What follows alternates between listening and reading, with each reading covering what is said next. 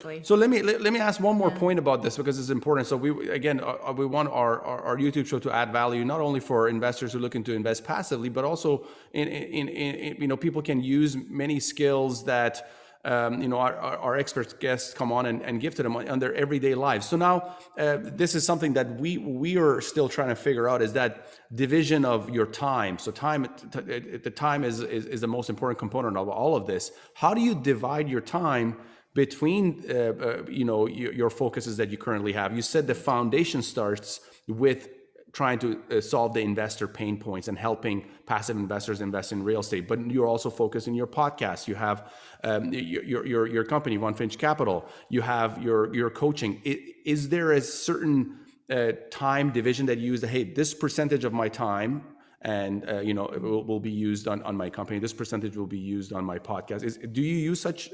Yeah. So what I've ended up finding out, learning it the hard way and continuously being reminded of this, is that when we're going in so many different directions, we have so many different strategies that are being executed at once, it can start to really kind of pull on us. It can be really difficult. And without working from a plan, and you're just working from a place of reactivity, oh, I've got this interview today. Oh, I need to get in interview mode. Or I've got this going on today. Now I need to start thinking from this perspective, right? And when you're serving different customers, even with the same mission and model, you do have to think about things differently. And so what I found works really well, and where I'm operating from my best place of genius, is where when each week I can sit down and create a definitive plan of what are the most important items that I'm going to accomplish this week.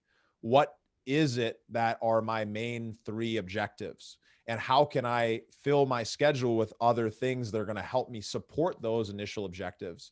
And so what I found, and I'm not always able to execute from this place, but what I found is where we're able to actually focus in time blocking similar types of tasks together, I find it to be most effective. Here's a great example.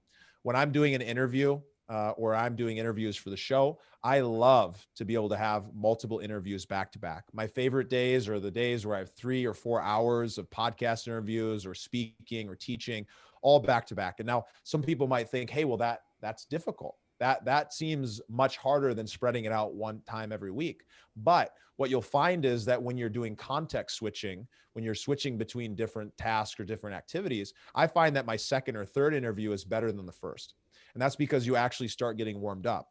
And so the same thing could be true with, scheduling investor intro calls. The same could be true with doing due diligence on a sponsor. The same could be true with, checking your email.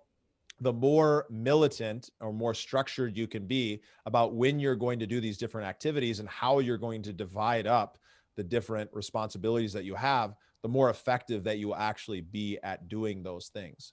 And so when you can work from a place of time blocking, when you can work from a place of scheduling the same types of activities together, you end up being much, much more efficient. The other thing that's really important that I found is that when you're doing phone calls, I like to just fill that schedule as packed full as I possibly can.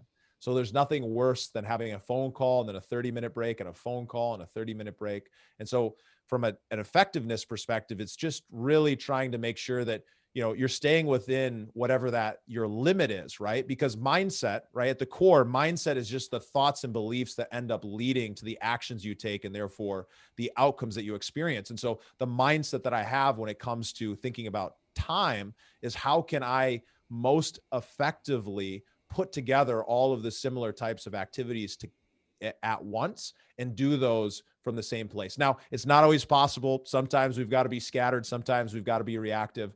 But when we can try to be a little bit more intentional, it ends up working better for everybody.